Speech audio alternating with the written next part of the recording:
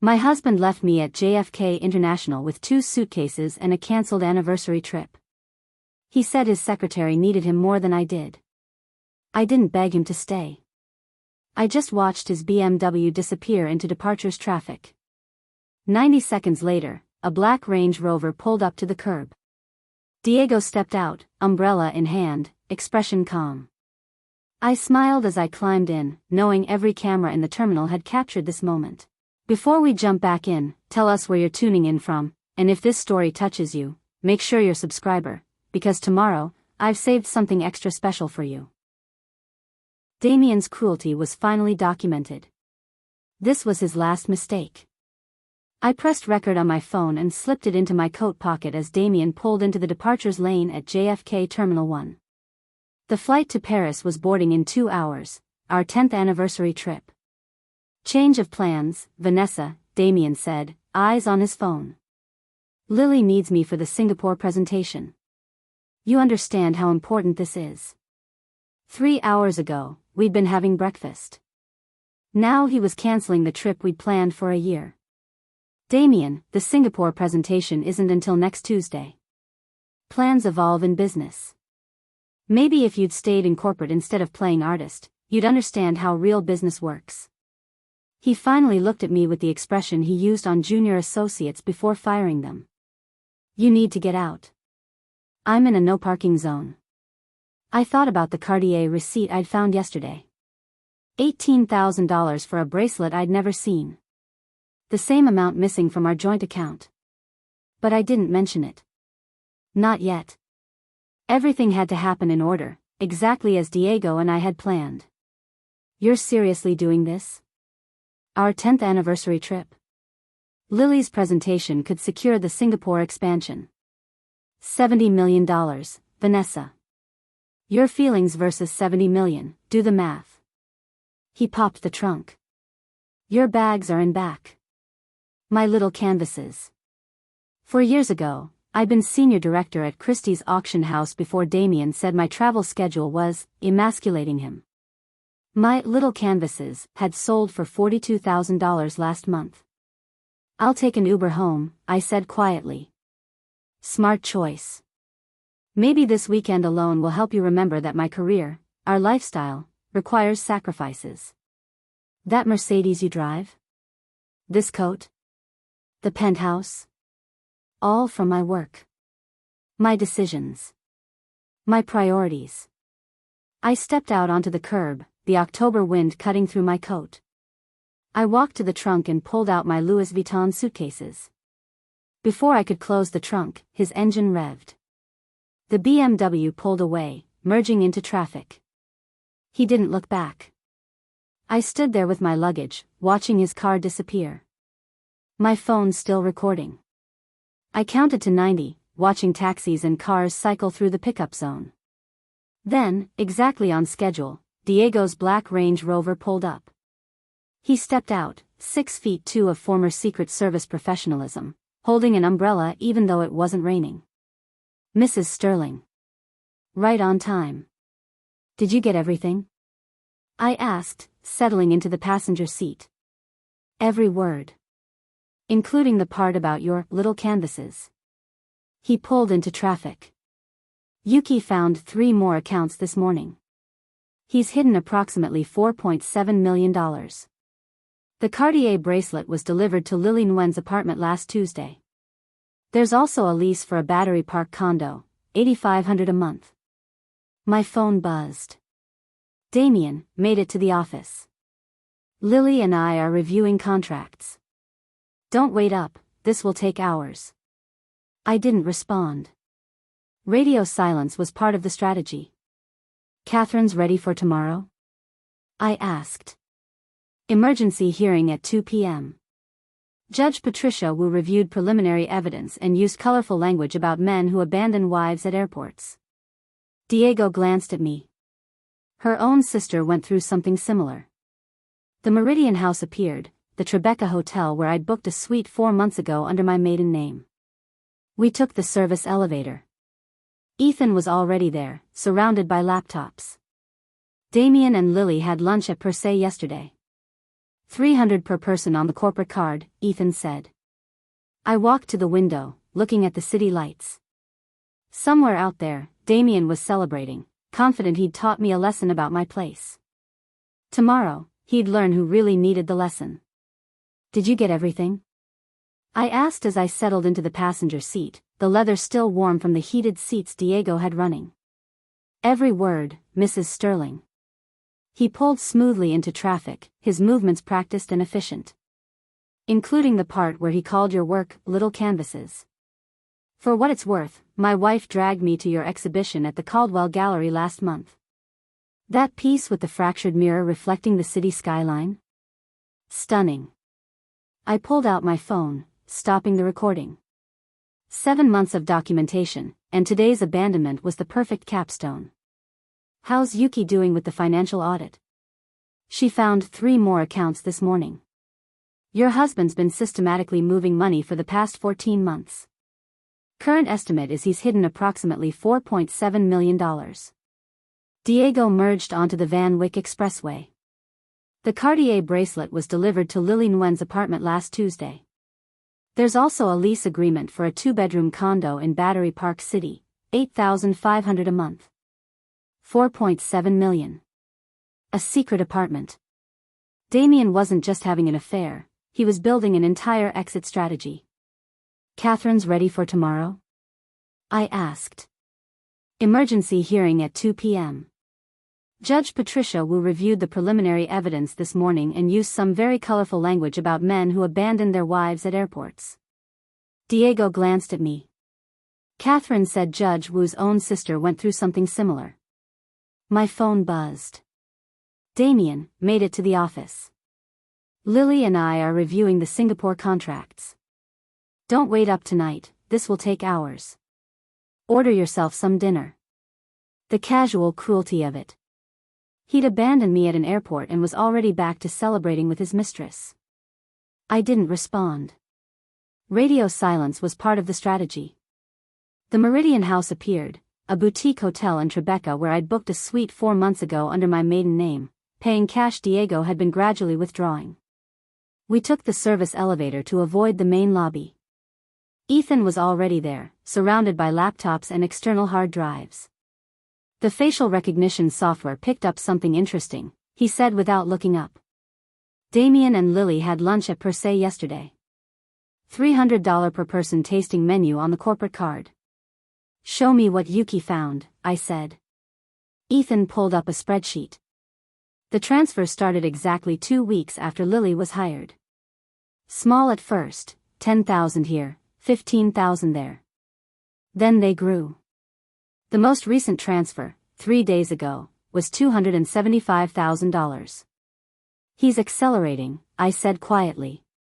Planning to run soon. Catherine thinks so too. She believes he was planning to file for divorce after hiding enough assets. The prenup he'll claim you signed, the forged one, would have left you with almost nothing. The prenup. 2 months ago, I'd found it in Damien's safe, dated 2 weeks before our wedding, bearing my signature. Except I'd never signed it. 3 forensic document examiners confirmed it was forged. There's something else, Ethan said, his expression darkening. Video files on Damien's cloud storage, hidden in a folder labeled Tax Documents 2019. He's been recording you. Cameras in the bedroom, bathroom, your art studio. Months of footage. The room felt smaller. He's been watching me. Documenting you, Diego said, jaw tight. Building a case to paint you as unstable during divorce proceedings. Common tactic among high-net-worth individuals trying to minimize settlements. I walked to the window, looking out at the Tribeca skyline. Damien thought he'd maneuvered perfectly. What he didn't know was that I'd been watching him just as carefully. My phone rang. Catherine Brennan. We have a problem, she said when I answered on speaker. And it might actually work in our favor. The SEC received an anonymous tip this morning about irregularities in Damien's hedge fund.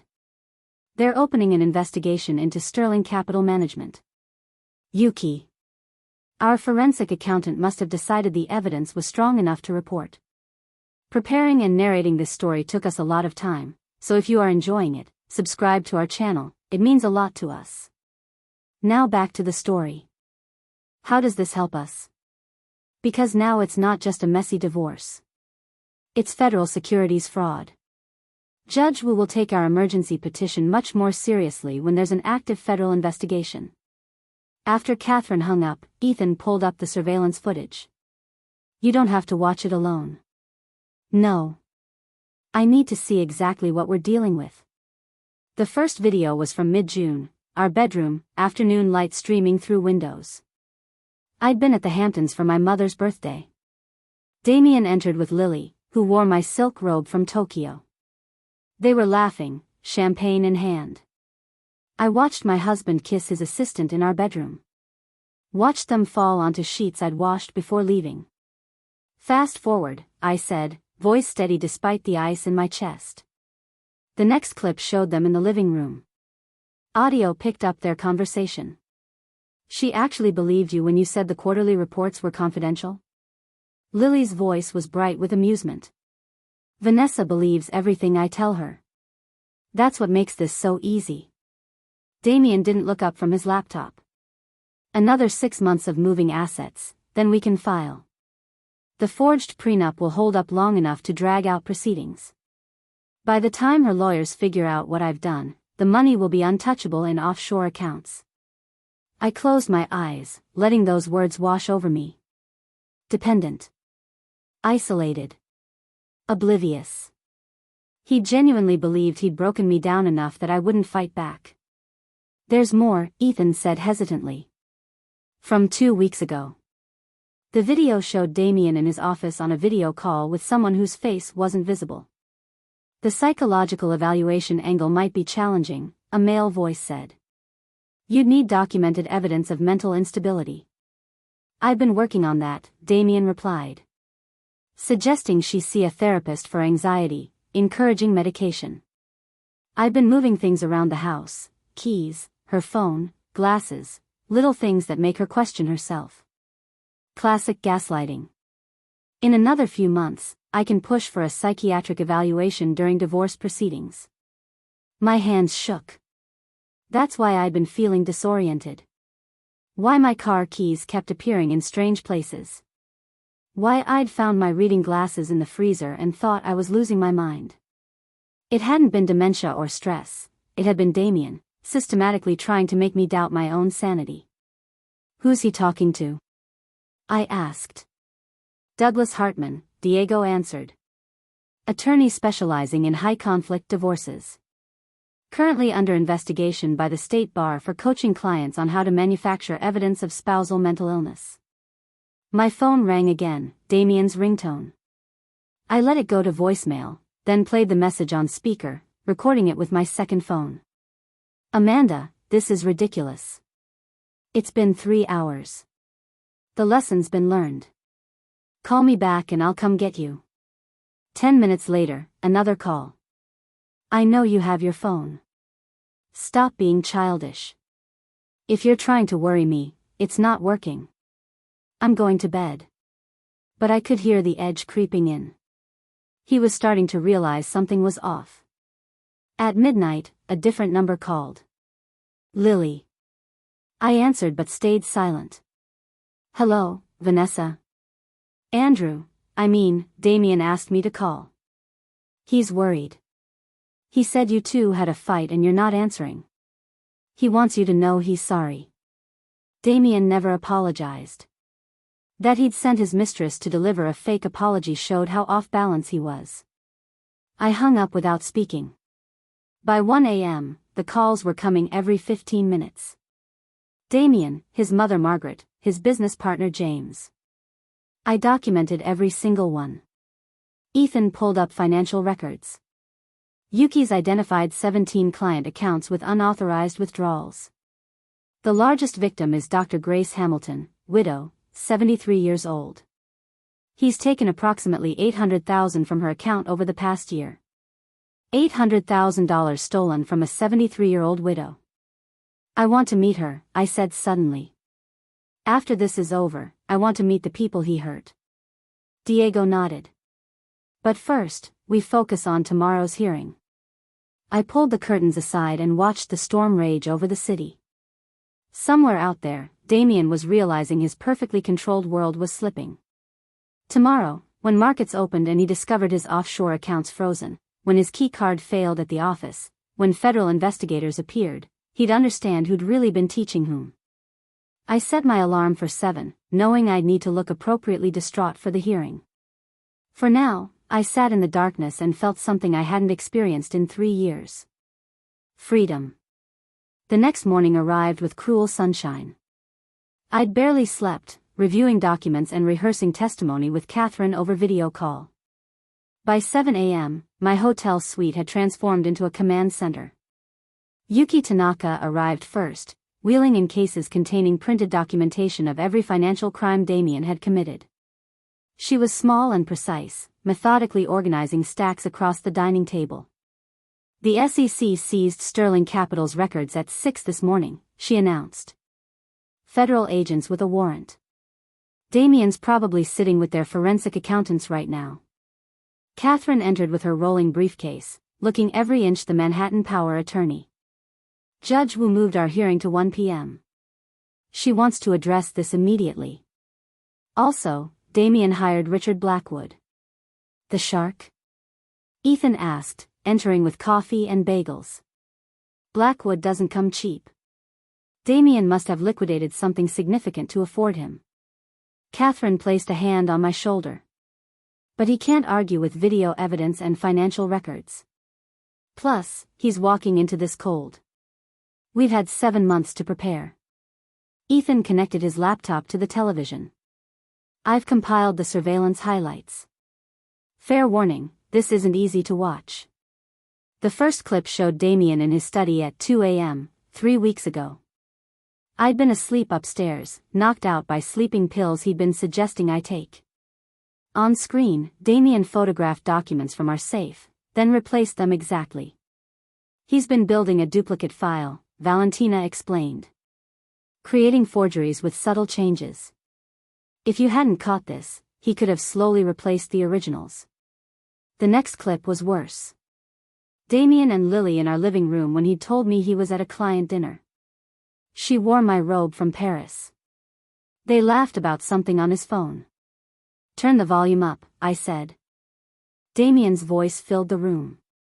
She actually believed me when I said the conference was mandatory. I've trained her well. A few more months and I'll have everything transferred. Then we can stop this charade. Lily giggled. The prenup really says she gets nothing? The prenup's irrelevant. She'll never fight it. Amanda doesn't have the spine. By the time she realizes what's happening, we'll be in Costa Rica and she'll be too broken to do anything. I stood, walked to the window, stared at the city below. Somewhere, Damien was in his office trying to figure out why everything was falling apart. There's more, Ethan said quietly. The next clip showed Damien on the phone in our garage. Jennifer's been perfect. She has no idea I'm recording our conversations. Every detail about Amanda's mother's estate, the Alzheimer's diagnosis, the trust fund, it's worth nearly $2 million, and Amanda doesn't even know it exists. My legs felt weak. Jennifer, my younger sister. She'd been feeding Damien information about our family. When did he contact her? I asked. First contact 13 months ago. Regular calls started 10 months ago. Always when you weren't home. Valentina pulled up phone records. He's been paying her debts in exchange for information. My phone buzzed. Text from an unknown number, you're making a terrible mistake. Call me before court. Isabel. My sister, I said, showing Catherine. Don't respond. She's probably been coached to say exactly that, make you doubt yourself right before the hearing. Catherine glanced at the message. She might even be recording if you answer. Another text, Damien told me everything. You're trying to ruin him because you're jealous. The SEC thing, the divorce, it's revenge because you couldn't handle that he found someone who understands him. Don't do this to our family. Mom's already sick. This stress could kill her. The mention of our mother hit exactly where Isabel intended. Eleanor had been diagnosed with early-stage Alzheimer's 6 months ago, a fact Damien apparently knew about, courtesy of Isabel. A third text: I'm outside the courthouse. Please come talk. 5 minutes. Don't throw away your marriage without hearing the whole story. She's here, I said. Catherine checked her watch. 18 minutes before Judge Wu takes the bench. Do you want to talk to her? I thought about Isabel, 3 years younger, the one I protected our entire lives. When she dropped out of college because of gambling debts, I'd paid them off. When she'd been fired from 3 jobs, I'd used my Christie's connections to get her a gallery position.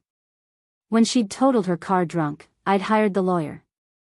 And she'd repaid it by feeding information to my husband so he could steal from me. No, I said finally. I'm not talking to her.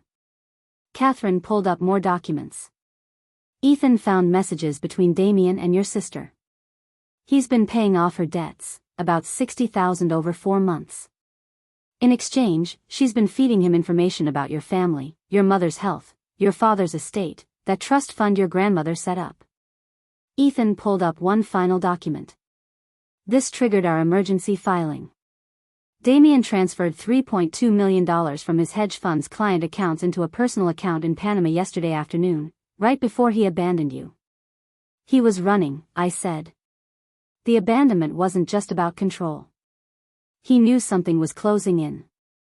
The SEC received an anonymous tip yesterday morning about irregularities in his fund's reporting, Catherine said with a slight smile. I looked at her. You?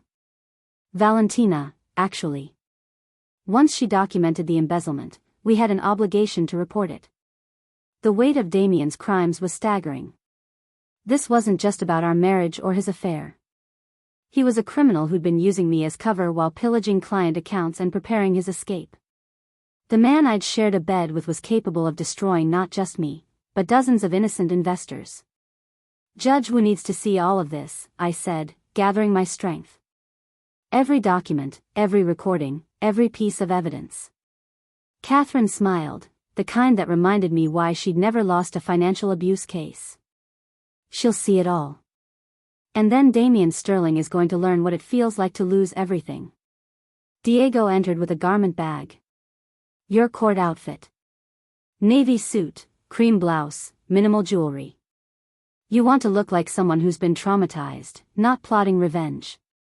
The courthouse was marble and mahogany, designed to intimidate. We entered at exactly 12:55 p.m. Damien was already there beside Richard Blackstone. Damien looked disheveled, wrinkled suit, shadows under his eyes. He'd clearly spent the night dealing with the SEC. When he saw me, his expression shifted to pure rage. He started to stand, but Blackstone restrained him, whispering urgently. Don't look at him, Catherine advised. Let him see you're completely unmoved. We sat opposite them. Diego positioned himself between me and Damien's line of sight. My phone buzzed again, Isabel calling. Then again. And again. 17 calls in the past hour. 43 from Damien since last night. 22 from his mother Margaret. All rise. The Honorable Judge Patricia Wu presiding. Judge Wu entered, black robes flowing, already wearing reading glasses. She settled into her chair and read in silence for a full minute. I've reviewed the emergency petition filed by Mrs. Sterling, she began. I've also been made aware that Mr. Sterling is currently under investigation by the Securities and Exchange Commission for securities fraud. Mr. Blackwood, I assume you've advised your client about how that impacts these proceedings. Blackstone stood smoothly. Your Honor, the SEC investigation is entirely separate from this domestic matter. My client maintains complete innocence, and we believe the allegations result from malicious reporting by parties interested in damaging his reputation. Malicious reporting. Judge Wu's eyebrow arched. The SEC doesn't open investigations based on malicious gossip. They open investigations based on documented evidence. But we'll set that aside. Ms. Brennan, present your case. Catherine outlined what happened, the planned Paris trip, Damien's last-minute cancellation at JFK, his abandonment of me at the terminal, his statement that his secretary's work was more important than our marriage. Furthermore, Your Honor, Catherine continued, we have evidence that Mr. Sterling has been systematically hiding marital assets for 14 months, transferring approximately $4.7 million into offshore accounts without his wife's knowledge. We also have evidence that Mr. Sterling forged his wife's signature on a prenuptial agreement, presumably to use in divorce proceedings he was planning without her knowledge. Judge Wu's expression darkened. She turned to Blackstone. Does your client wish to respond? Your Honor, my client admits they had a disagreement yesterday. However, he categorically denies abandoning her. He offered to return once she'd calmed down. As for financial allegations, these are based on preliminary analyses of complex investment structures that Mrs. Sterling, with respect, isn't qualified to understand. Isn't qualified to understand. Judge Wu repeated slowly. Mr. Blackstone, I have Mrs. Sterling's resume. She has an MBA from Columbia and spent 6 years as Senior Director of Acquisitions at Christie's, managing transactions worth hundreds of millions. What part is she unqualified to understand? Blackstone hesitated. Your Honor, I simply meant. I know what you meant. You meant to suggest Mrs. Sterling is a hysterical wife who doesn't understand her husband's brilliant maneuvering. Unfortunately for your client, I don't accept that narrative. She turned to Catherine. You mentioned evidence. I want to see it. Catherine nodded to me. I pulled out my phone and cued the audio recording from yesterday, Damien's car as he drove me to JFK. Your Honor, this captures Mr. Sterling's own words about his intentions and treatment of his wife. The bailiff set up speakers. My voice filled the courtroom through the phone's microphone. Plans evolve in business, Vanessa. That's how deals get closed. Maybe if you'd stayed in the corporate world instead of playing artist, you'd understand how real business works. My own voice, you're seriously doing this? Our 10th anniversary trip. Lily's presentation could secure the Singapore expansion. That's a $70 million deal. Your feelings about missed reservations versus $70 million in revenue, do the math. You need to get out. I'm in a no parking zone. The contempt in his voice was unmistakable. What about the hotel reservations? The restaurant bookings? Handle it, Vanessa. That's what you're good at, right? Managing household details? Now please. I need to get to the office. The recording ended. 3 beats of silence. Judge Wu removed her glasses. Mr. Blackstone, your client just told his wife to get out of his car at an international airport and find her own way home. How exactly does that not constitute abandonment? Blackstone stood. Your Honor, my client was understandably frustrated during a business emergency. The language was regrettable, but Mrs. Sterling had her phone, credit cards, access to funds. She wasn't truly abandoned, she chose to interpret a moment of conflict as something more severe. She chose to interpret. Judge Wu's voice was ice. I've been a family court judge for 17 years. I know the difference between a marital argument and calculated cruelty. What I heard wasn't frustration. It was a man systematically diminishing his wife's career, intelligence, and worth. She turned to Damien. Mr. Sterling, stand up. Damien rose slowly, pale. Did you or did you not leave your wife at JFK Airport yesterday afternoon? Your Honor, it was more complicated. Yes or no question, Mr. Sterling. Yes, but I was planning to. Thank you. Sit down. Judge Wu made a note. Ms. Brennan, you mentioned forged documents. Catherine approached with a folder containing the prenuptial agreement. She handed copies to the judge and Blackstone. This document was found in Mr. Sterling's personal safe 2 months ago. It's dated 2 weeks before the Sterling's wedding and shows Mrs. Sterling waived all claims to her husband's business interests. Mrs. Sterling has no memory of signing it because she never did. 3 independent forensic document examiners confirm the signature is forged. Judge Wu studied it. Mr. Sterling, when did you create this document? Blackstone stood. Your Honor, I object to the phrasing. Overruled. Mr. Sterling, answer. Damien gripped the table edge. That document was signed prior to our marriage. My wife was aware of its contents. Then why do 3 experts say her signature is forged? I don't know why they would say that. Perhaps they're mistaken. 3 independent experts, all mistaken in exactly the same way. Judge Wu set the document aside. Ms. Brennan, what else? Financial records, Your Honor. Catherine handed over Yuki's binder. These show systematic transfers of marital assets into offshore accounts over 14 months. Transfers Mrs. Sterling never authorized or was informed about. Catherine walked the judge through evidence, bank statements, wire transfer receipts, Cayman Island account documents. Each page building the case that Damien had been stripping the marriage of assets. $4.7 million, Judge Wu said, reading the summary. Mr. Sterling moved $4.7 million out of accounts accessible to his wife without her knowledge. That money represents sound investments, Damien started. I didn't ask you to justify it. I asked why your wife wasn't informed. Judge Wu's voice cut through. These accounts are in your name only.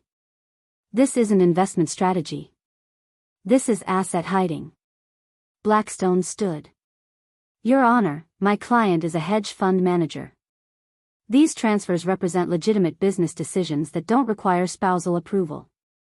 Except that $4.7 million represents marital assets, not business capital, Catherine countered. Every dollar came from community property accounts. He systematically stripped those accounts while reducing his wife's access to household funds. Judge Wu turned to me. Mrs. Sterling, did your husband control your access to money? I stood. Yes, Your Honor. About 2 years ago, Damien suggested we restructure accounts for tax purposes. He moved most funds into accounts where only he was primary signatory. I could see balances but couldn't make transfers or large withdrawals without his approval. And did you believe that explanation? At the time, yes. Damien worked in finance. I trusted his expertise.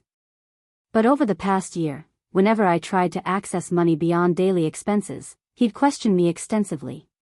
Small purchases were fine, but if I wanted to invest in my studio or help my mother with medical expenses, there were complications. I'd have to justify everything, wait for his approval, sometimes wait days. While your husband was moving millions offshore without your knowledge. Yes, Your Honor. The courtroom doors opened suddenly. A man in a dark suit entered with official purpose. He approached the bailiff, handing him a document and whispering urgently. The bailiff walked to Judge Wu's bench. She read it, eyebrows rising. It appears we have a complication, Judge Wu announced. I've just been informed that the Securities and Exchange Commission has filed an emergency motion to freeze all of Mr. Sterling's assets pending their investigation into Sterling Capital Management. They're alleging securities fraud, embezzlement of client funds, and falsification of investment reports. Damien went white. Blackstone's composed expression cracked. Your Honor, Blackstone said, recovering quickly, this is highly irregular. The SEC investigation is separate. The SEC doesn't freeze assets unless they have substantial evidence of ongoing criminal activity, Judge Wu interrupted. And their timing is interesting, they filed 30 minutes ago, which means they've been building their case. She looked at Catherine. Ms. Brennan, did you know about this? I was aware the SEC had been contacted about irregularities in Mr. Sterling's business practices, Catherine said carefully. But the timing and scope of their investigation is under their control, not ours. Judge Wu studied the SEC motion. Regardless, I still need to address Mrs. Sterling's emergency petition. Mr. Sterling, given everything I've heard, the recording of you abandoning your wife, the forged prenuptial agreement, the hidden offshore accounts, and now an SEC investigation, I'm inclined to grant Mrs. Sterling's requests in full. Your Honor, please, Damien stood abruptly, ignoring Blackstone's attempt to pull him down. This is all a misunderstanding. My wife is upset about my relationship with Lily, and she's trying to punish me financially.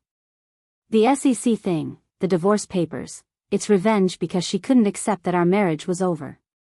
Our marriage was over? I heard myself say. Damien, I found out about your affair 6 weeks ago. You never told me our marriage was over. You were planning to file using forged documents while I was completely in the dark. Because I knew you'd react exactly like this. You'd try to take everything, destroy my reputation, turn everyone against me. I had to protect myself. By stealing from your own clients? By taking $800,000 from a 73-year-old widow who trusted you? The courtroom went silent. Damien's face drained of color. Judge Wu leaned forward.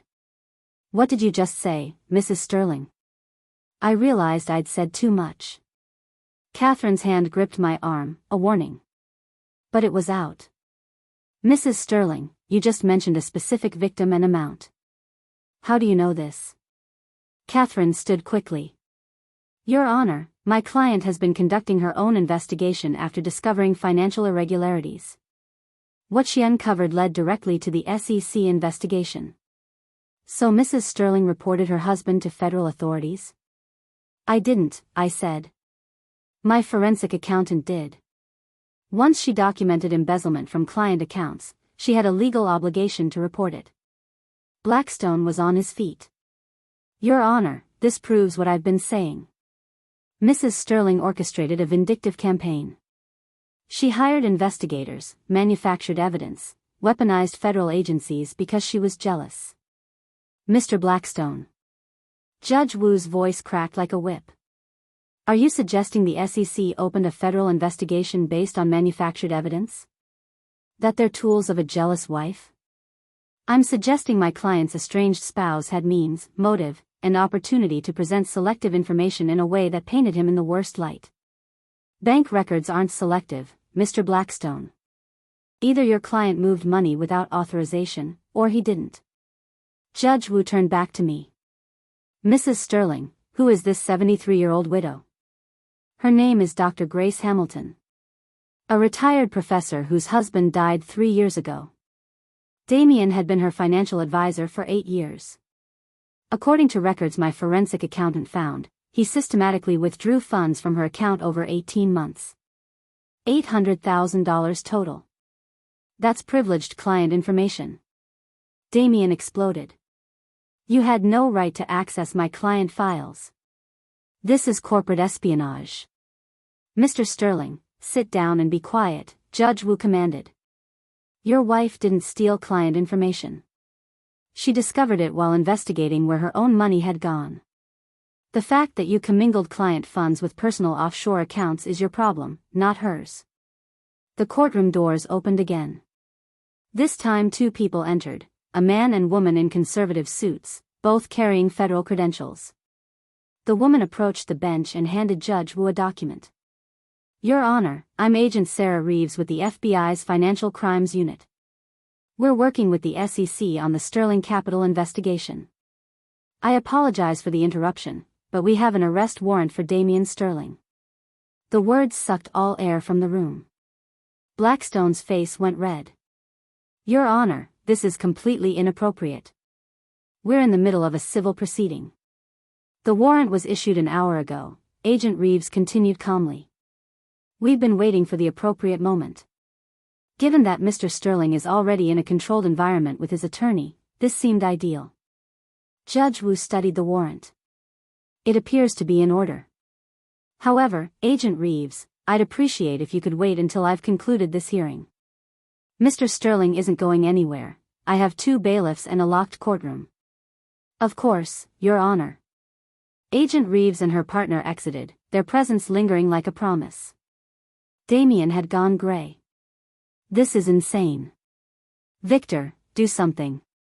Your Honor, Blackstone said, badly shaken, in light of these developments, I request a continuance so my client and I can address both criminal and civil matters. Denied. Mr. Sterling is about to be arrested on federal charges. That makes this emergency petition even more urgent. Mrs. Sterling needs immediate protection of her assets and safety. She turned to me. Mrs. Sterling, do you fear for your physical safety from your husband?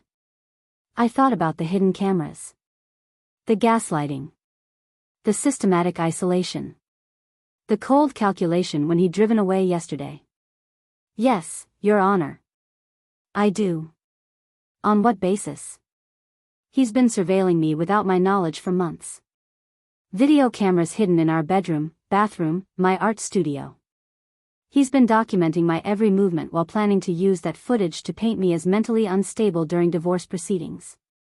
When someone goes to those lengths to control you, I don't feel safe.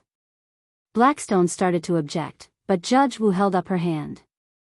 Mr. Sterling, did you install surveillance cameras in your marital home without your wife's knowledge or consent? Damien's mouth opened and closed. I installed security cameras for our protection. In the bathroom? In the bedroom? I wanted to ensure our home was secure. That's not security, Mr. Sterling. That's surveillance. That's control. Judge Wu made a note with enough force I could hear the pen. Here's my ruling. All marital assets are frozen effective immediately, pending complete forensic audit. Mrs. Sterling is granted exclusive use of the marital home. Mr. Sterling, you are ordered to vacate within 24 hours and stay at least 500 feet from your wife at all times. Temporary spousal support is set at $15,000 per month. $15,000? Damien's voice cracked. That's absurd. I can't. You can't afford $15,000 a month for your wife, but you could afford an $18,000 bracelet for your assistant? Judge Wu's eyebrow arched. Interesting priorities. Your Honor, with the SEC investigation and FBI arrest warrant, my client's ability to pay is severely compromised, Blackstone argued. His accounts are being frozen. Then perhaps Mr. Sterling should have considered consequences before committing federal crimes and abandoning his wife at an airport. Judge Wu signed documents with decisive strokes. Mrs. Sterling, you're granted a temporary restraining order. Mr. Sterling is not to contact you directly or indirectly, not to come within 500 feet. This order is effective for 90 days. She looked at both tables. I'm also ordering Mr. Sterling to surrender his passport immediately. He's clearly a flight risk, especially given tickets to Singapore booked for next Friday. Damien's head whipped around to stare at me. How did she know? Victor, my passport is at home, Damien said urgently. I need to get it before she. Mr. Sterling, you're not going anywhere near that home, Judge Wu interrupted. Your wife will retrieve your passport and deliver it to my chambers by 5 p.m. today. Is that clear, Mrs. Sterling? Yes, Your Honor. Judge Wu gathered her documents. This emergency hearing is concluded. My orders are effective immediately. Mr. Blackstone, I suggest you accompany your client to speak with the FBI agents waiting to arrest him. And Mr. Sterling, she looked directly at him, I've been a judge for 17 years. I've seen hundreds of men lie to me about their treatment of their wives. But I don't think I've ever seen anyone quite as calculated in their cruelty as you. You didn't just betray your wife. You tried to gaslight her into questioning her own sanity so she wouldn't fight back. You stole from vulnerable elderly clients. You forged documents and hid millions while planning your escape. Whatever consequences you face, you've earned every single one. The gavel came down with a sharp crack. All rise. Judge Wu left the courtroom. For a moment, no one moved. Then Agent Reeves and her partner entered. Damien Sterling, Agent Reeves said, approaching with handcuffs visible, you're under arrest for wire fraud, securities fraud, and embezzlement. You have the right to remain silent. I watched as they read Damien his rights, watched as Blackstone tried to maintain composure while his client was cuffed, watched as the man I'd spent 10 years with was led away in chains. He looked back once as they reached the doors. Not with anger, but with something like disbelief. As if he genuinely couldn't understand how this had happened. I didn't smile. Didn't gloat. Just watched him disappear, knowing I'd never have to fear him again. The courthouse steps were chaos. News vans, satellite dishes, reporters clustering near the entrance. Diego's security team created a path through the crowd. Mrs. Sterling. Is it true your husband stole millions? Did you know about the embezzlement? Catherine's voice cut through. My client will not be making statements. The federal investigation is ongoing. Direct all inquiries to my office. Diego guided me down the steps. I kept my eyes forward, expression neutral, dignified, composed, someone who'd been through trauma but was holding together. The Range Rover waited. We slipped inside, the door muffling the shouted questions. TMZ already posted, Catherine said, checking her phone. Manhattan hedge fund manager arrested after abandoning wife at airport. She showed me the screen, Damien in handcuffs being led out, and me on the courthouse steps, Diego beside me, my face composed but vulnerable. My phone exploded with notifications. Friends I hadn't spoken to in months, former Christie's colleagues, acquaintances. One text stood out, Marcus Ashford from Caldwell Gallery, just saw the news. We had 3 people asking about your work today because of media coverage. One piece sold this afternoon, the Mirror series, for $58,000. Social media is going nuclear, Ethan's voice came through the car speakers on conference call. #Sterling scandal is trending. Lily Nguyen just posted something getting major attention. He sent a screenshot. Lily's Instagram, long caption over black screen. I need to address what's happening. Yes, I had a relationship with Damien Sterling. But I was lied to. He told me his wife was emotionally unstable, that she'd refused divorce for years, that she was vindictive. He painted himself as a victim. I believed him because he was sophisticated and convincing. I was 26 and thought I was in love.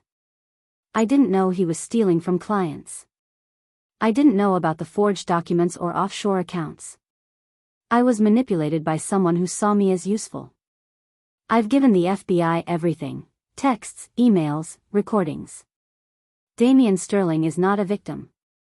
He's a predator.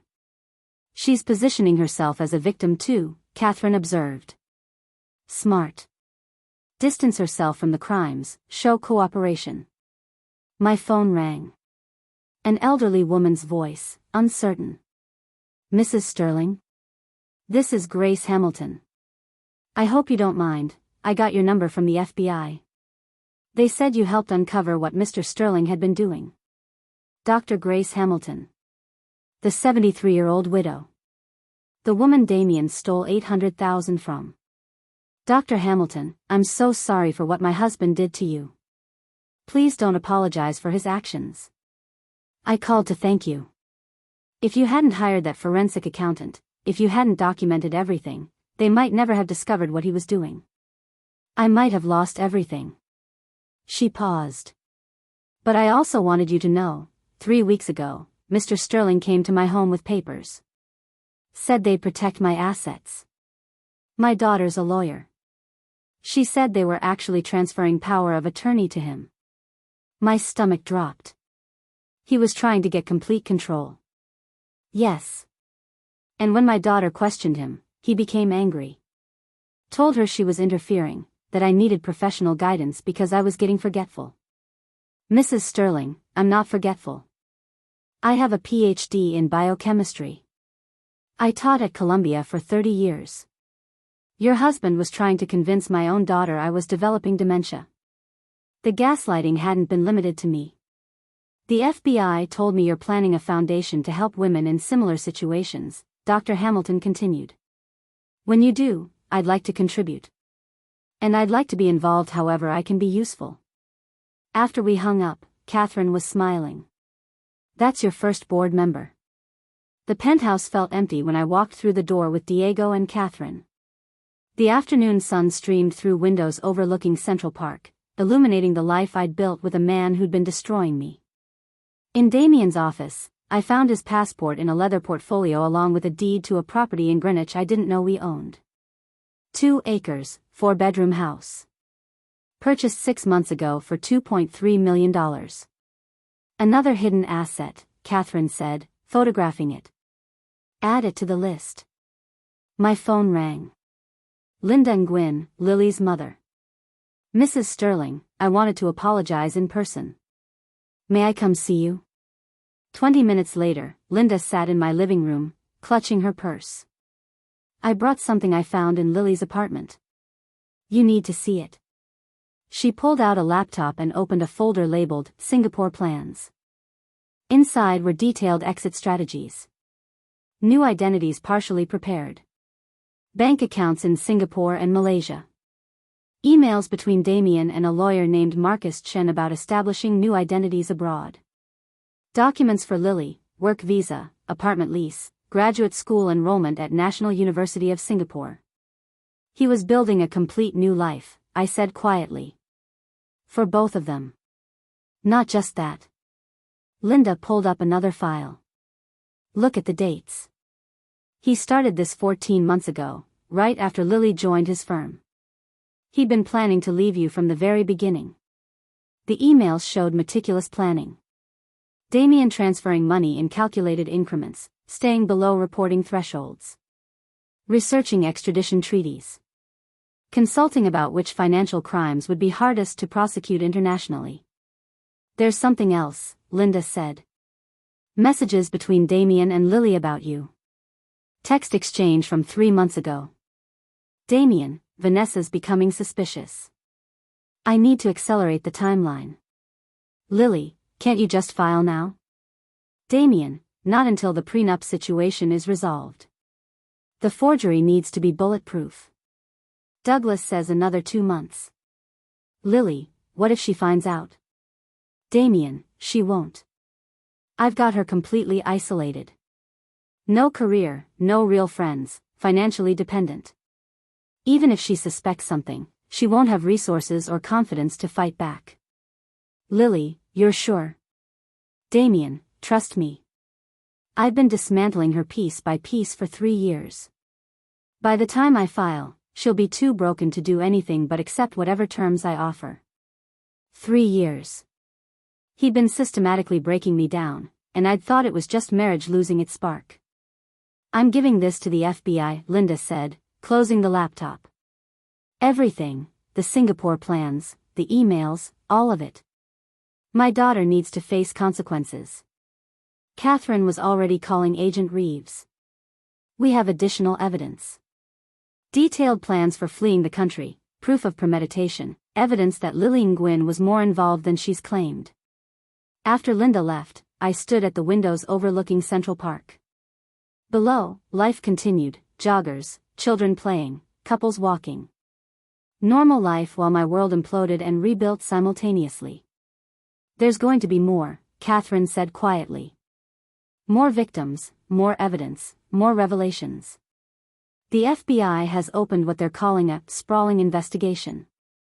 You need to be prepared for this to get worse before it gets better. How much worse? They're looking at charges beyond securities fraud. Money laundering, wire fraud across state lines, tax evasion. They think Damien was part of a larger network of corrupt fund managers. If true, this could take years. I want to meet them, I said suddenly. All the victims. Everyone he hurt. That's a lot of people. Some might blame you by association. They deserve to see I'm not like him. That I didn't know, but once I found out, I helped stop it. I turned to Catherine. The foundation I'm starting, it can't just be about helping women leave abusive marriages. It needs to help financial abuse victims too. People like Dr. Hamilton. Catherine smiled. Then that's what we'll build. 3 months later, Federal District Court for the Southern District of New York was packed for Damien's trial. Media filled back rows. 17 victims occupied the left side, Dr. Grace Hamilton in front, Raymond Stanley behind her, Margaret Torres next. Each one a person Damien had seen as nothing more than a resource to exploit. Damien sat at the defense table looking diminished. 3 months in federal holding had stripped away his polish. His suit hung loose. Victor Blackstone sat beside him, but even Blackstone's legendary confidence seemed muted. Assistant U.S. Attorney Jennifer Morrison was formidable. She'd spent a week walking the jury through financial crimes, spreadsheets, bank records, wire transfers. The evidence was comprehensive. The defense would have you believe Mr. Sterling was making aggressive investment decisions, Morrison said to the jury. But the evidence shows something different. Mr. Sterling stole $2.89 million from 17 client accounts into offshore accounts only he controlled. She pulled up a color-coded chart showing each victim and amount stolen. These weren't investments. These were thefts. Mr. Sterling went to extraordinary lengths to hide what he was doing, falsifying statements, creating shell corporations, moving money through multiple international accounts. Objection, Blackstone stood. The prosecution is characterizing normal investment diversification as criminal. Overruled, Judge Richard Chen said. The prosecution has documented these transfers went into accounts controlled solely by the defendant with no corresponding investments. That's not diversification. Continue. Morrison pulled up Dr. Hamilton's account history. Dr. Hamilton entrusted Mr. Sterling with her retirement portfolio, $1.2 million accumulated over 30 years at Columbia. Here's what happened. The chart showed steady withdrawals to Cayman National Bank, Singapore International Holdings, Delaware Shell Corporation 447. Total, $847,000. Dr. Hamilton received quarterly statements showing stable balances, even growth. But those statements were fabrications. Mr. Sterling had drained over 70% of her retirement savings. Morrison turned to the jury. And when Dr. Hamilton's daughter asked questions, Mr. Sterling told her that her mother was becoming forgetful. He tried to convince this family that a brilliant professor was developing dementia, all to cover his theft. A juror in front shook her head, disgust visible. The most devastating testimony came from Yuki Tanaka. Ms. Tanaka, how long did it take to uncover Mr. Sterling's fraudulent activity? Approximately 4 months of full-time investigation, Yuki answered clearly. Mrs. Sterling hired me after discovering irregularities. As I dug deeper, I realized fraud extended beyond the marriage. Client funds were commingled with personal accounts, then transferred offshore in patterns designed to avoid triggering automatic reporting thresholds. Can you explain what you mean? Financial institutions must report certain large transactions. Mr. Sterling structured transfers to stay just below those thresholds, taking $9,800 instead of $10,000. This is called structuring. It's illegal because it's designed to evade detection. So Mr. Sterling knew what he was doing was wrong? The structuring itself proves knowledge of wrongdoing. You don't deliberately avoid reporting requirements unless you know you shouldn't be doing something. Now it was the defense's turn. Blackstone argued Damien was simply a sophisticated investor who'd made bookkeeping errors, that offshore accounts were legitimate tax strategies. My client is not a criminal, Blackstone said smoothly. He employed complex investment strategies the prosecution either doesn't understand or has deliberately mischaracterized. Yes, money was moved offshore. That's not illegal. Many Americans have foreign accounts for tax efficiency. Objection, Morrison stood. There's no evidence clients authorized these specific transfers. Sustained. Mr. Blackstone, unless you have documentation showing client authorization, you can't claim it existed. Blackstone shifted tactics. Let's talk about Mrs. Sterling's role. My client's estranged wife hired investigators and reported him to federal authorities. This entire case originated from a vindictive spouse trying to maximize her divorce settlement. Objection. Mrs. Sterling's motivations are irrelevant to whether the defendant committed crimes. It goes to evidence reliability, Your Honor. Judge Chen looked thoughtful. I'll allow limited testimony. But Mr. Blackstone, you're suggesting Mrs. Sterling manufactured bank records and wire transfers from your client's own accounts. Unless you have evidence of that, you're on dangerous ground. Blackstone called his forensic accountant, Theodore Raines, paid $150,000 to find holes in the prosecution's case. But under cross-examination, Raines admitted he'd found no evidence of legitimate investments in offshore accounts, no client authorization documentation, and no explanation for falsified statements. Mr. Raines, in 30 years, have you ever seen this many bookkeeping errors all benefiting the person making them? Well, Yes or no? No. The defense rested after only 3 days. Then came the moment everyone waited for, Damien's decision to testify. "The defense calls Damien Sterling," Blackstone said with visible reluctance. Damien walked to the witness stand. For the first time in 3 months, he looked directly at me. His expression was complex, anger, but also something like pleading. Blackstone walked him through his background gently. Harvard. Goldman Sachs. His boutique hedge fund.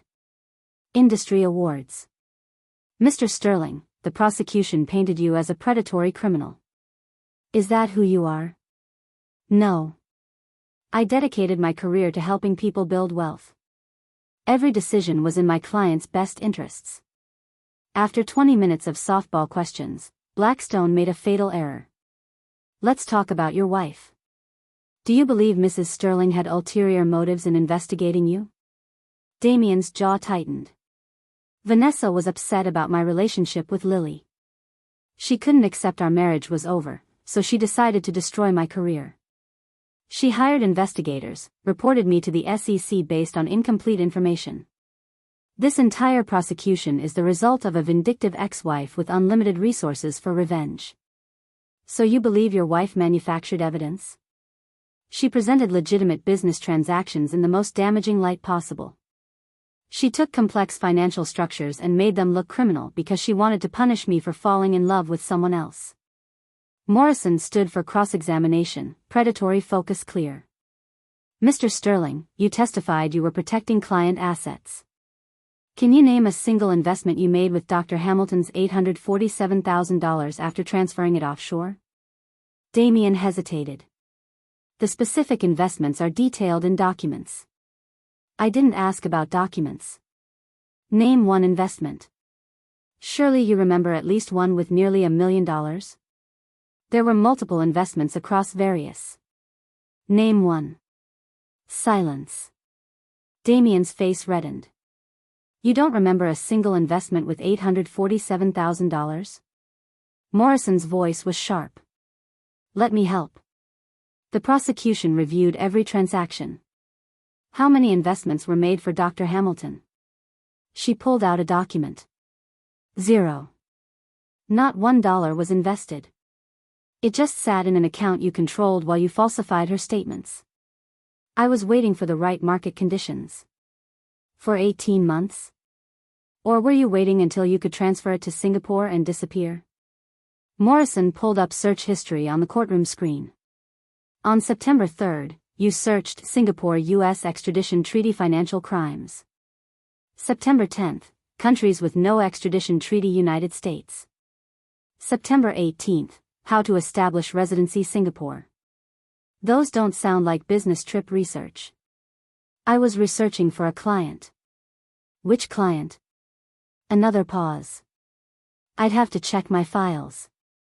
Morrison shook her head. "You can't remember which client, just like you can't remember investments with Dr. Hamilton's money. Let's talk about your wife.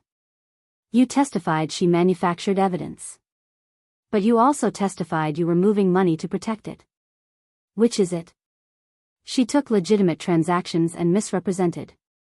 "By documenting them accurately?" Morrison's voice was incredulous. "Mr. Sterling, your wife simply showed what you'd actually done. The question is why you felt you needed to hide these legitimate transactions in the first place. Did you discuss installing hidden cameras in your bedroom and bathroom to surveil her?" "That was for security." "Security required cameras in the bathroom? Or were you documenting her behavior to use in divorce proceedings, just like you admitted in recordings played earlier?" Damien's composure cracked. "She was going to take everything. I built that wealth, I earned it, and she was just the wife who spent it on hobby paintings while I worked 80-hour weeks. I had to protect what was mine." The courtroom erupted. Judge Chen's gavel came down. "Order. Mr. Sterling, control yourself." The mask had slipped. The jury saw what lay beneath, an entitled man who believed his wife and clients were obstacles. Morrison pressed. "So you did hide assets from your wife? By forging her signature on a prenup? By gaslighting her?" By stealing from elderly clients while planning escape to Singapore? Objection. Blackstone was red-faced. Badgering. I'm asking about facts and evidence, Morrison said calmly. The jury deliberated 4 hours. When they returned, none looked at Damien, the tell that they'd voted to convict. On count 1, wire fraud, how do you find? Guilty. The forewoman continued through all 17 counts.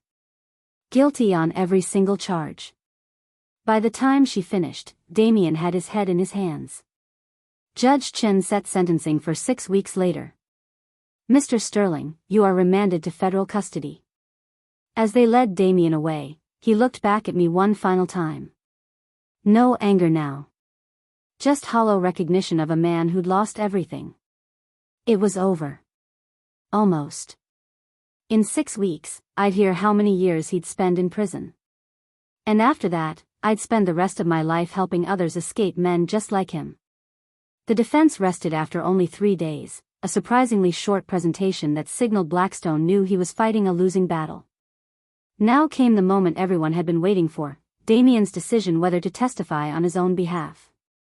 Your Honor, Blackstone said, standing with visible reluctance, the defense calls Damien Sterling to the stand. A ripple went through the courtroom. Catherine, sitting beside me in the gallery, leaned over and whispered, "This is a mistake. Morrison's going to eviscerate him." Damien walked to the witness stand, his movements stiff and controlled. He placed his hand on the Bible and swore to tell the truth, then settled into the chair. For the first time in 3 months, he looked directly at me. His expression was complex, anger, yes, but also something that looked almost like pleading, as if he still believed he could make me understand. Blackstone began gently, walking Damien through his background. Harvard Business School. Early success at Goldman Sachs. The decision to start his own boutique hedge fund. The satisfied clients, the industry awards, the reputation he'd built over 15 years. Mr. Sterling, the prosecution has painted you as a predatory criminal who deliberately stole from vulnerable clients. Is that who you are? No. Damien's voice was firm. I dedicated my career to helping people build wealth and secure their financial futures. Every decision I made was in my clients' best interests. Then how do you explain the offshore accounts? They were part of a sophisticated tax strategy. Many high-net-worth individuals use international accounts to minimize tax liability and maximize returns. There's nothing illegal about that. And the transfers from client accounts into these offshore accounts? Those were temporary moves made during market volatility. I was protecting client assets by moving them to more stable international markets. The paperwork showing the corresponding investments was seized by the SEC before I could properly organize it. It was a lie so smooth, so confident, that if I hadn't seen the evidence myself, I might have believed him.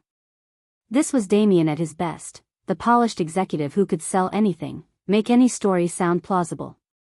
Blackstone continued with softball questions for another 20 minutes, letting Damien build his narrative of being a misunderstood financial genius. Then he made a fatal error. Mr. Sterling, let's talk about your wife. The prosecution has relied heavily on evidence she gathered. Do you believe Mrs. Sterling had ulterior motives in investigating you? Damien's jaw tightened. Vanessa was upset about my relationship with Lily. She couldn't accept that our marriage was over, so she decided to destroy my career and reputation. She hired investigators to dig into my private business affairs, reported me to the SEC based on incomplete information, and coordinated with prosecutors to build a case against me. This entire prosecution is the result of a vindictive ex-wife with unlimited resources for revenge. So you believe your wife manufactured evidence against you? I believe she presented legitimate business transactions in the most damaging light possible. She took complex financial structures and made them look criminal because she wanted to punish me for falling in love with someone else. Blackstone nodded, satisfied. Thank you, Mr. Sterling. No further questions. Judge Chen looked at Morrison. Your witness, counselor. Morrison stood, and I could see the predatory focus in her expression. She'd been waiting for this moment. Mr. Sterling, you just testified that you were protecting client assets by moving them to more stable international markets. Is that correct? Yes. Can you name a single investment you made with Dr. Grace Hamilton's $847,000 after you transferred it offshore? Damien hesitated. The specific investments are detailed in documents that. I didn't ask about documents. I asked you to name one investment. You claim you were investing this money on behalf of your client.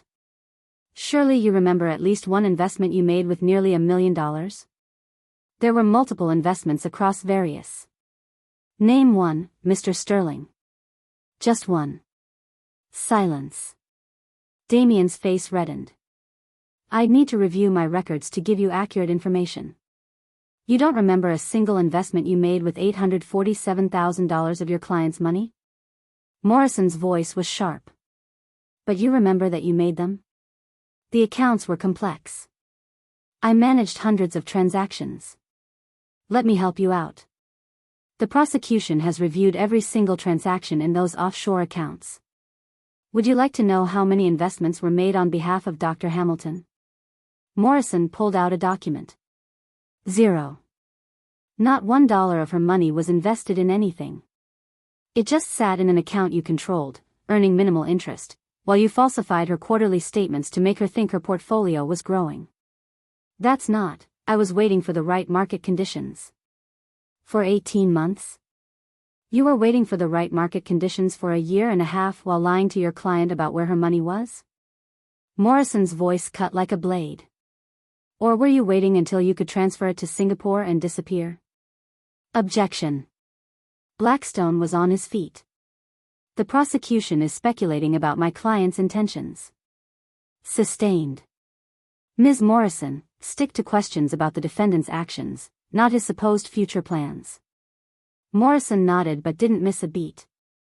Mr. Sterling, let's talk about Singapore. You had 2 first-class tickets booked for November 15th, departing from JFK.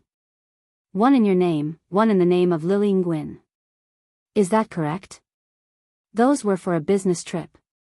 A business trip where you'd also researched Singapore's extradition treaties with the United States? Damien's eyes widened slightly. I don't know what you're talking about. Really? Because we have your internet search history. On September 3rd, you searched Singapore-US extradition treaty financial crimes. On September 10th, you searched countries with no extradition treaty United States. On September 18th, you searched how to establish residency Singapore. Morrison pulled up the search history on the courtroom screen. Those don't sound like searches for a business trip, Mr. Sterling. They sound like searches for someone planning to flee prosecution. I was researching for a client who was considering international relocation. Which client? Another pause. I'd have to check my files. Convenient. You can't remember which client you were helping relocate internationally, just like you can't remember a single investment you made with Dr. Hamilton's money. Morrison picked up another document. Let's talk about your wife. You testified that she manufactured evidence against you out of revenge. But you also testified earlier that you were moving money to protect it during market volatility. Which is it? Was she manufacturing evidence, or was she correctly identifying that you were moving money without authorization? She took legitimate transactions and misrepresented them. By documenting them accurately? By showing exactly when money was transferred and where it went? Morrison shook her head. Mr. Sterling, your wife didn't misrepresent anything. She simply showed what you'd actually done. The real question is why you felt you needed to hide these legitimate transactions from her in the first place. I didn't hide them. I simply didn't discuss every business decision. Did you discuss installing hidden cameras in your bedroom and bathroom to surveil her? The question hung in the air. Several jurors leaned forward. That was for security purposes, Damien said tightly. Security purposes required cameras in the bathroom? In your private art studio? Morrison's voice was incredulous. Or were you documenting her behavior to use against her in divorce proceedings, just like you admitted in the recording we played earlier in this trial? I never. We have you on tape, Mr. Sterling. Discussing with your attorney how you were gaslighting your wife, moving her belongings to make her think she was losing her memory, all to paint her as mentally unstable during divorce proceedings. Do you deny saying those things? Damien's composure finally cracked. She was going to take everything. I built that wealth, I earned it, and she was just the wife who spent it on her hobby paintings while I worked 80-hour weeks. I had to protect what was mine. The courtroom erupted. Judge Chen's gavel came down hard. Order. Mr. Sterling, control yourself. But the damage was done. The mask had slipped, and the jury had seen what lay beneath, not a misunderstood financial genius, but an entitled man who believed his wife and his clients were nothing more than obstacles to his plans. Morrison pressed her advantage. So you did hide assets from your wife? I protected assets I'd earned. By forging her signature on a prenuptial agreement she never signed? That document was. By gaslighting her into thinking she was mentally unstable? I was trying to. By stealing from elderly clients like Dr. Hamilton while you planned your escape to Singapore with your mistress? Objection. Blackstone's face was red. Your Honor, the prosecution is badgering.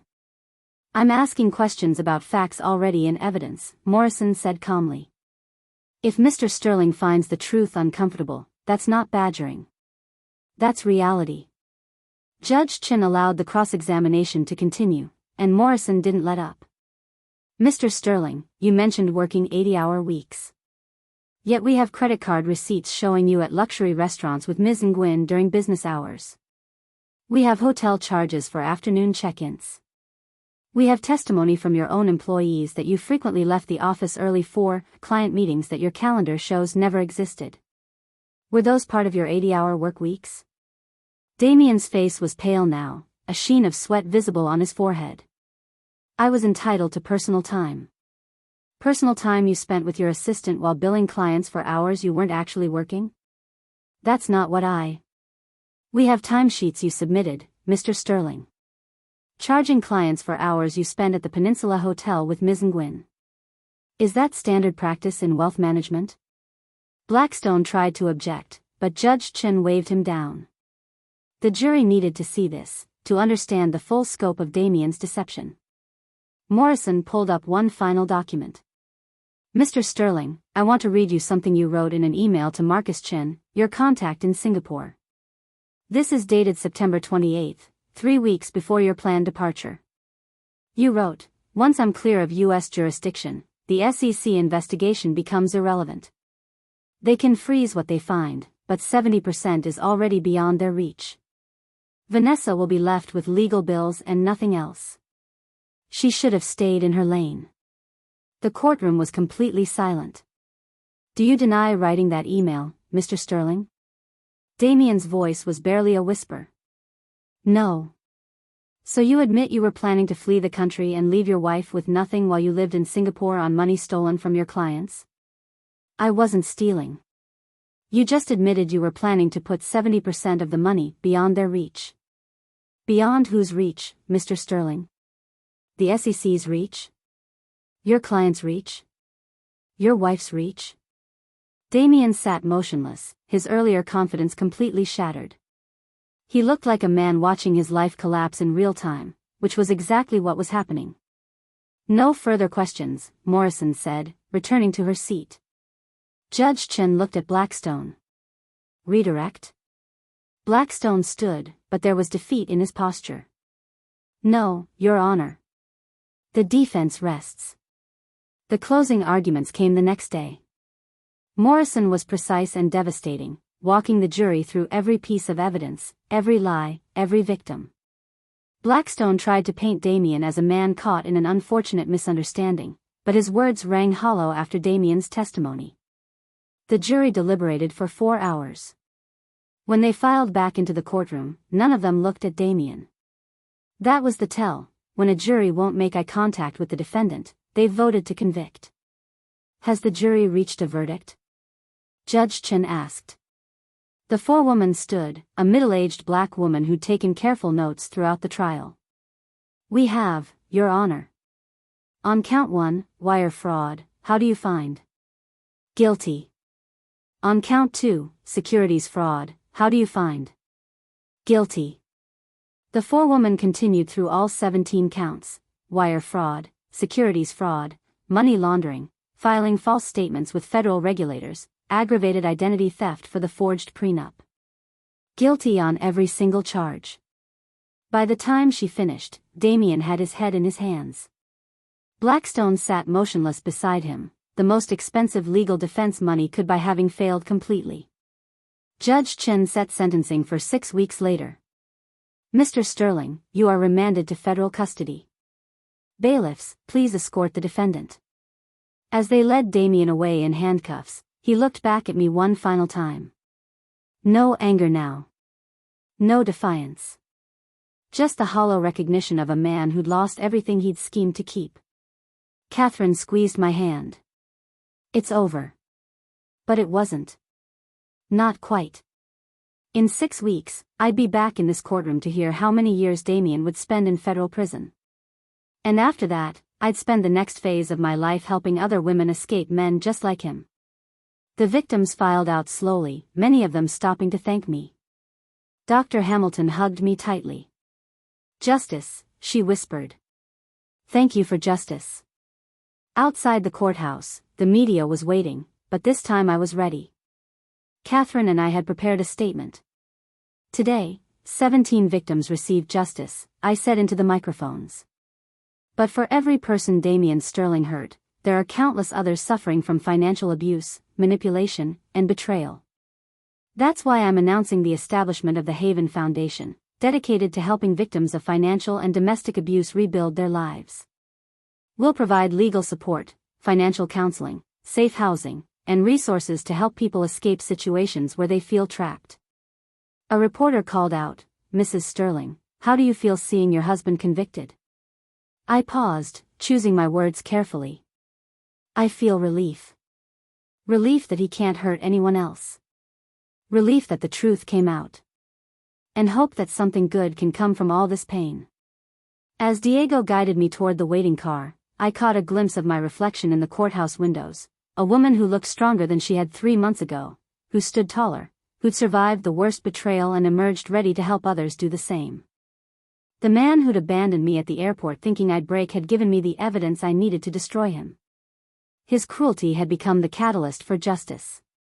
And his final lesson, the one he never intended to teach, was that the person you underestimate might be the one who brings your entire world crashing down. 6 weeks later, Judge Chen reviewed the pre-sentence report in silence, then looked at Damien. Mr. Sterling, I've presided over white-collar crime for 23 years. But I have rarely seen such calculated cruelty.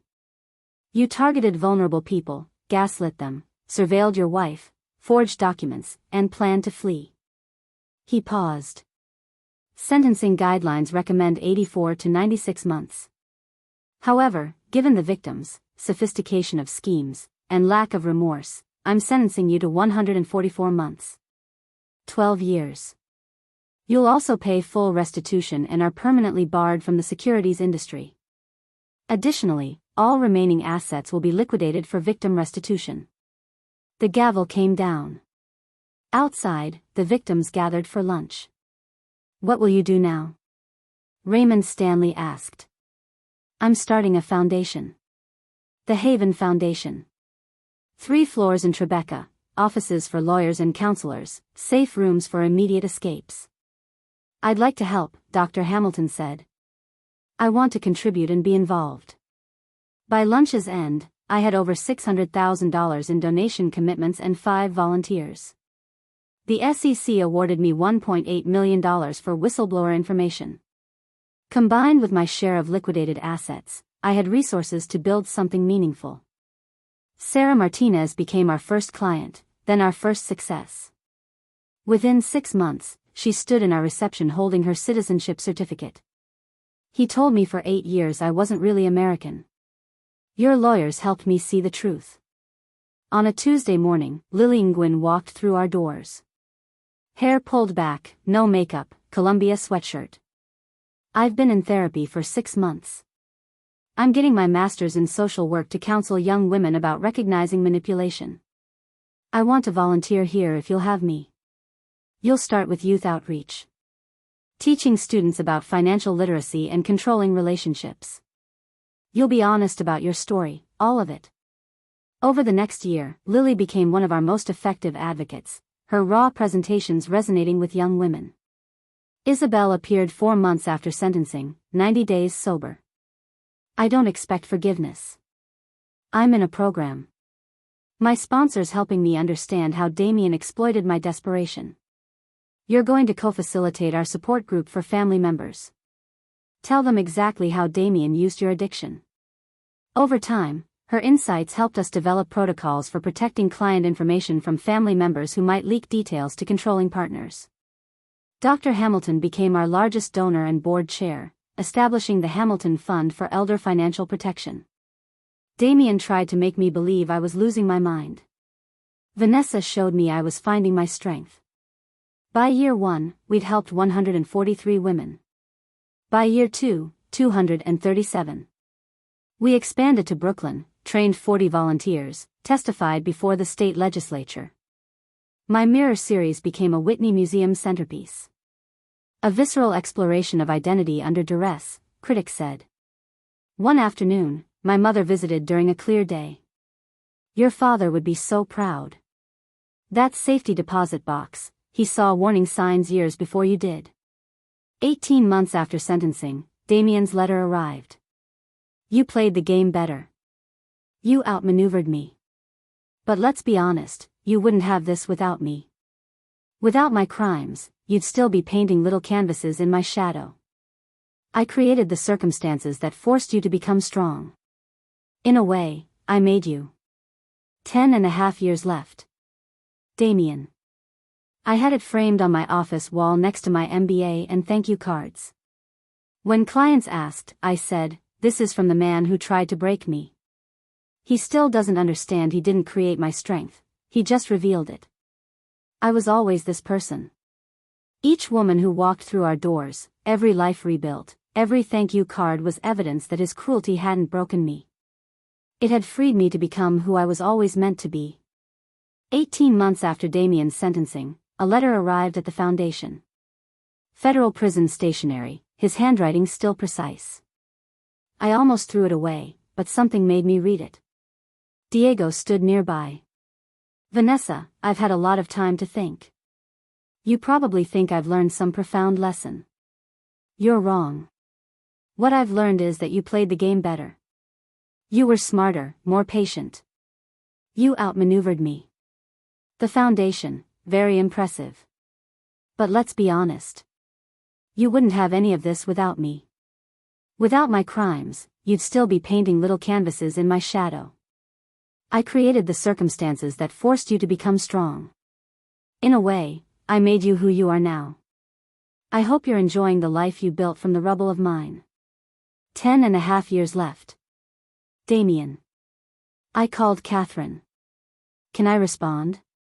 Legally, yes. Advisably? No.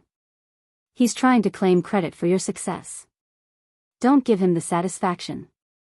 Instead, I had it framed and mounted on my office wall, next to my Columbia MBA and above thank you cards covering an entire bulletin board.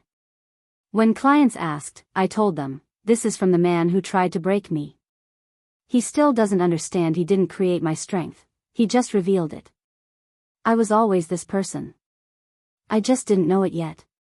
By year 2, we'd helped 237 women. We'd expanded to Brooklyn. We'd trained 40 volunteers. We'd testified before the state legislature about financial abuse. My art career flourished unexpectedly. The Mirror series became the Whitney Museum centerpiece.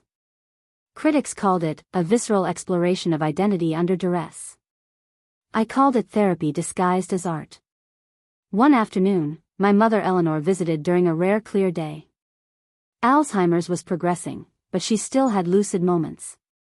Your father would be so proud, she said, walking through offices where women rebuilt their lives. He always knew you were stronger than Damien gave you credit for. That safety deposit box, your father saw warning signs years before you did. He was protecting you from beyond the grave. She squeezed my hand. And you protected yourself. 3 years after that October afternoon when Damien abandoned me at JFK, I stood at the same departures terminal. This time, I was boarding a flight to Paris, not for an anniversary, but for a speaking engagement at the Sorbonne about financial abuse prevention. Diego walked with me to security. You don't need a bodyguard anymore. Damien's locked up for another 9 years. I know. But you're not my bodyguard anymore. You're my head of security and my friend. I looked around the terminal, remembering standing here with luggage, watching Damien's BMW disappear. This is where it started. Where he thought he'd teach me about knowing my place. And instead, he taught you how powerful you were. No, I corrected. He gave me the opportunity to discover what was already there. That's what abusers never understand. They don't create the weakness they see. They just make you forget your own strength for a while. The plane lifted off over New York. I looked down at the city that had been backdrop for my destruction and reconstruction. Somewhere down there, the penthouse was owned by someone new. The Tribeca Victorian housed the foundation. Federal prison held a man who still believed he'd been the architect of my success. Damien had been wrong about everything, my weakness, my dependence, his invincibility. But he'd been right about one thing, though not how he'd meant it. Actions did have consequences. His cruelty had consequences. His crimes had consequences. His arrogance had consequences. And those consequences had set me free. Up next, you've got 2 more standout stories right on your screen. If this one hit the mark, you won't want to pass these up. Just click and check them out. And don't forget to subscribe and turn on the notification bell so you don't miss any upload from us.